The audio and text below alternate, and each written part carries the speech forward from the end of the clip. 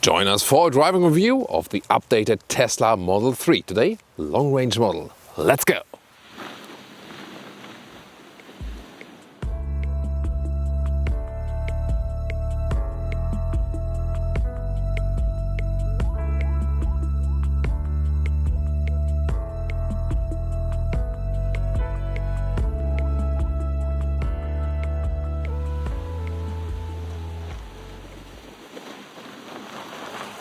Here in the front we have the typical round face of the Tesla Model 3, a little bit Porsche-alike, but a very consistent and clean design. Headlamps LED, not too much playing around today in the nice red color. The length is at 4.70 m, 15'4" or 185 inches, and wheels come from 18 to 20 inch.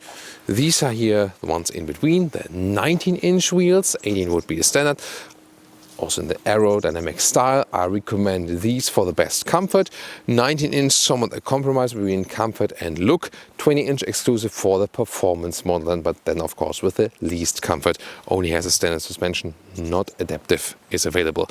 Here with the facelift, all the accentuations are now in black, or like in a satin black or something. Here, for example, the cover for the camera and also the frames here around the window. This makes a sportier style, and they are also, by the way, in matte black then. And here, especially the door handles, this is quite significant. And this, to me, you know, yeah, it looks sportier, maybe also looks a little bit more premium. So overall, I like it. Doesn't the red vehicle color look great as a contrast to the white snow? Yeah. Just realized it once again. Here also a very clean redesign, integrated spoiler lid somewhat, and also a very stringent or consistent design here in the lower area. Top speed, by the way, depending on the model you pick, between 140 and 160 miles per hour, so 225 to 260 kilometers an hour. 3 different models available right now. Standard Range Plus with 58 kilowatt-hour battery, and then the says also dual motor. So the all-wheel drive models, either the long-range model we have here today with 75 kilowatt-hour battery in the same battery size for the performance model, just a little bit quicker then, and the acceleration figure, just that you can, you know, very easily remember them, no matter if 2 miles per hour or kilometers per hour. The standard range model, 5 seconds something. This one here, the long-range model, 4 seconds something, and the performance model, 3 seconds something. So that's the easiest way to remember the very quick acceleration figure. And not to forget the looks of the daytime running light. Turn it on right here now. So there we have them in the front. And that's how it looks like in the rear.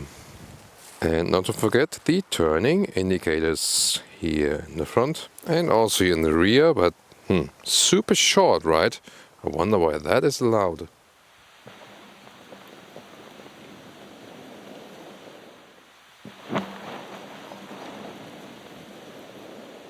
And the charging port on the driver's side, in the rear, this AC charging maximum 11 kilowatt and DC charging at supercharger maximum 250 kilowatt. However, you can see that the realistic or the concise charging figure then varies. Here at the moment we are at 130 kilowatt.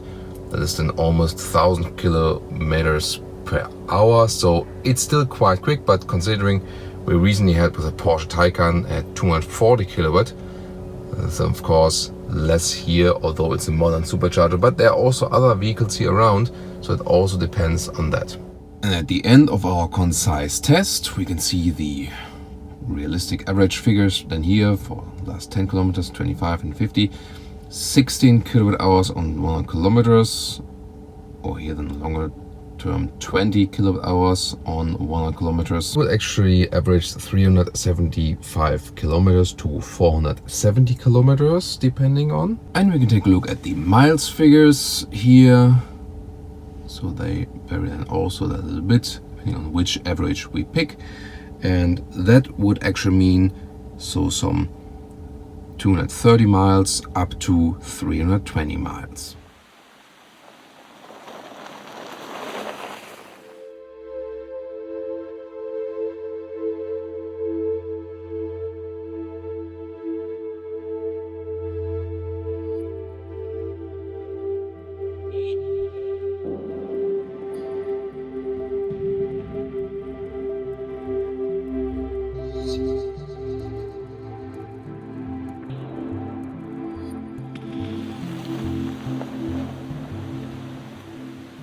Then inside of the doors, nice soft leatherette cover, also here even softer for your armrest. Then microfiber insert. This is now really premium style, really cool.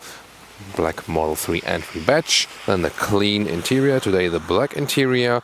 There's also a white one available, I would prefer. Yeah, maybe this one here is easier to clean and so on, but the white one just looks so cool. But here also well done, again clean design. This is all from high grade leatherette, really soft and plush, and you wouldn't feel a difference to the animal skin surfaces quality wise. It's just here the whole car is really vegan. That's really cool. Also the steering wheel for Model 3 and Model Y, that's standard. So finally someone who is really consistent. All Model 3 come with an animal-free interior. Better for the animals, better for the environment, of course also better for us. So that's the styling. Would you go for the black or the white seating? Tell me in the comments. And getting inside, most important shoe tab here in winter times, of course. It's actually a nice and standard seating position. I think the seats could be a little bit wider and taller for tall people, but overall still quite okay. The steering wheel can be moved up and down, in and out. I'll soon show you that. And then here headroom with 1m86 or 6'1". Plenty of space available because there's this fixed panoramic glass roof. Just the sides gets a little bit more narrow, but height-wise, even with tall people, no problem whatsoever. Interior overview, of course. Everything so clean and so calm. That was really cool. Matte wood insert right here. I love that. This being the black styling right here. And yes, you know, when the speed appears in the top left corner, it's not too good to see. Then with the screen here, I would wish I had a head-up display that would solve the issue. But to have everything cleaned up like this also makes you calmer while driving. 15-inch screen here. Everything is running over that. I can soon show you more to that. Directly here, by the way, so here you can change some driving modes and so on. But you also have a quick control right here, like the adjustments, and then we have the steering wheel. You can control here the left thumb and here for in and out and so on. So I mean, why not doing that way? And you can also save your setting then for your user profile. By the way, here these buttons here are now metal knurled in this facelift, so it is not plastic like before. So this feels more high class, more premium. Other changes here with the facelift is this middle console. So in the front we have now 2 inductive charging ports for your smartphone. So that's quite helpful. And then there's also in this micro suite, so microfiber, makes a good premium impression. And where we had some piano lacquer before all over the place, collecting fingerprints, not looking that premium, it's now like a matte silver finish. So you hear it also, and then some leatherette covering right there. You remember everything is animal free in this vehicle. Then you can slide this one open. This is more organized now, like in the Model S or X. Huge hole in the front right here. 2 more USB-C chargers. Then you have a cup holder area right there, but not adaptive. Then this is where you would put your, your key card that the car can still drive, for example.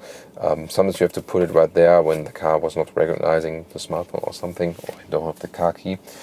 Then this armrest, nice leather cover, well attached, so increased build quality and then more space underneath right there. And to open the voice command, by the way, pretty simple. Here just press the right button with your right thumb and then the voice control opens. And then to the big screen, you have the map right here, and look how responsive and fast that is. That looks like real time. You can also switch it to the satellite view. Always depends a little bit on how much service you have, but still that's actually quite cool. Although this is here an area at the moment without much self-service. And here you can also open the trunk, open the frunk and so on, or the charging port. And here in the driving modes, acceleration, chill or standard, to change that. Steering mode, talking about that when we drive the vehicle. Stopping mode, I will usually set to hold, because then the car comes to a standstill really when you use the one pedal driving, but you can also put it to creeping mode, so when you lift the brake, then it creeps a little bit forward, depending on your liking And another facelift update here, the sun visor is held magnetically right here.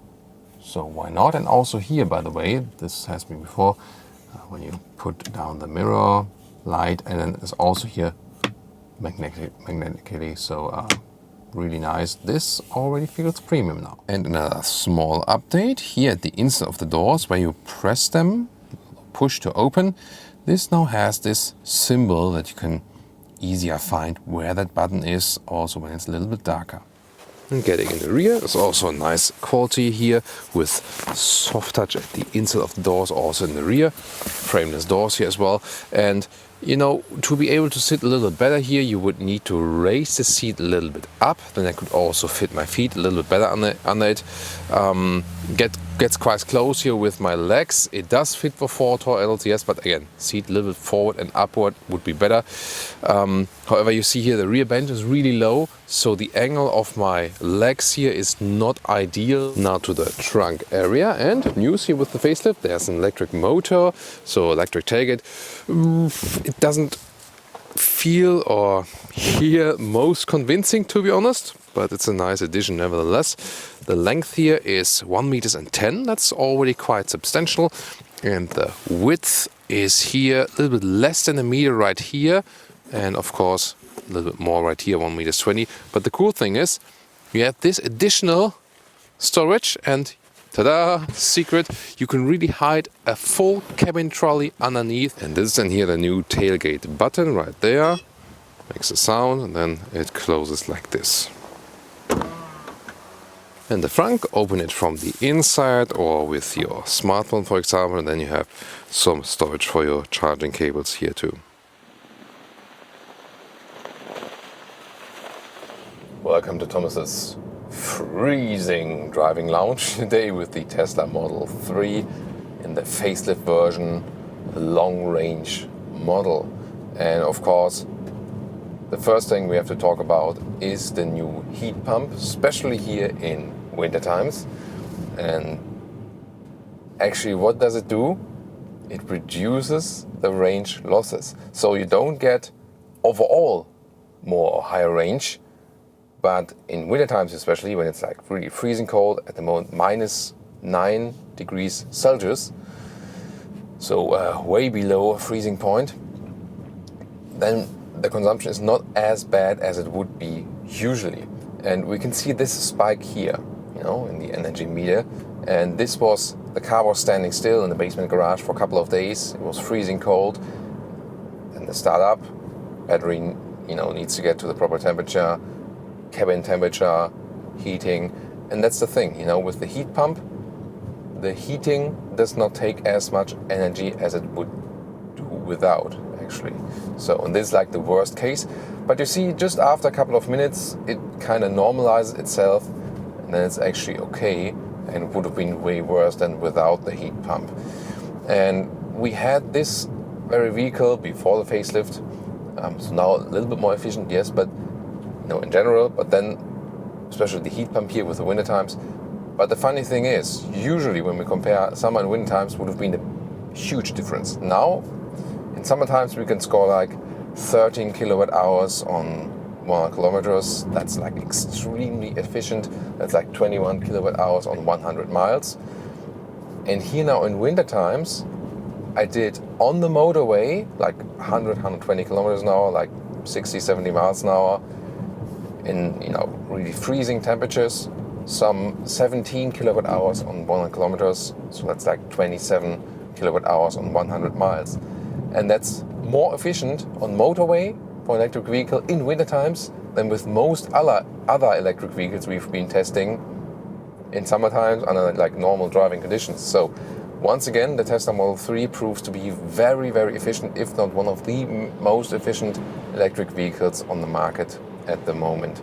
And you can already see that this normal heating spike now really normalized itself pretty much. And this is where the heat pump is really doing a great, great effect. Once again, the Tesla Model 3, one of the small weaknesses, talked about in the interior part, the build quality still needs some tweaking here and there, but we've really seen tremendous progress, especially then here in the middle console now. So you see they're getting on and on and on. One of the weaknesses driving-wise, definitely the suspension. It's good to have the smaller wheels. Here today the 19-inch wheels. The performance model, of course, even less comfortable with the 20-inch wheels. They look so great, yes, but yeah, even less comfort. So I would always recommend to stick with the base 18-inch wheels. You do not have an adaptive suspension, just the base suspension, and it's quite, yeah, maybe you heard it also now when we have some bumps in the road. It's really quite stiff and bumpy. So 18-inch wheels at least even that out a little bit. So save the money, stick with the base wheels, enjoy a little bit more comfort. It's not that the suspension is super bad or something, but if you compare other vehicles at that price, not talking necessarily about electric vehicles, but in general, competitors at this price point, they do a better job suspension-wise. So we see a lot of different other things like software-wise, where they're really on top of the game, and we never have any like lagging software problems here. It's always fast in the infotainment system, never had problems with that. I think once in the Tesla Model X, I had one system crash, but the good thing is then holding both buttons here at the same time, so pressing and holding them for a longer time, and then you do a reset of the system even while driving, and then it was done. So, and it happened once before, and I've been testing I had Teslas for 12 times now or something, and did thousands of kilometers with it. This was the only problem I ever had. Other than that, software-wise, never had any failure, and it's always right on top of the point. And the voice input also while driving has also been improving, even quite complicated things. Open energy meter. There it is.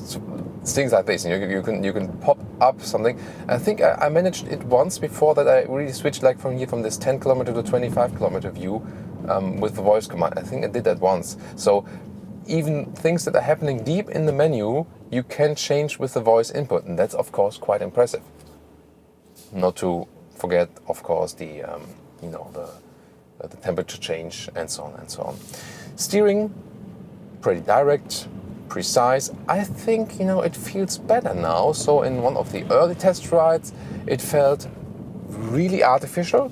Meanwhile, I have the impression that I have a little bit more feeling in it, and it feels more connected. You can of course always change it around just a little bit. So here, yeah, that's by the way one thing. Doing these things while driving and not with the voice input is of course not recommended at all. Here now, really bumpy with that suspension. That is one of the drawbacks then. Here, I can change the steering mode, for example, here to comfort. Then it's rather loose, very soft. So yeah, that feels unconnected with the vehicle, I think. So rather go with the standard mode. In sport mode, it will get a little bit stronger. And acceleration, I usually leave at the chill mode. So, I mean here, 4.4 seconds to 1 kilometers an hour, or 4.2 seconds to 60 miles an hour. This is so fast, and especially if you have co-driver, and you need the chill mode not to stress your passenger. Let's go to the standard acceleration mode, and luckily here, motorway is also properly cleaned, so we can also accelerate it out. And you see the speed right here, and you can see, once again, I mean, this is power-wise like a C43 or like a BMW M340i. So now from 30 kilometers an hour, we accelerate it out. Let's go.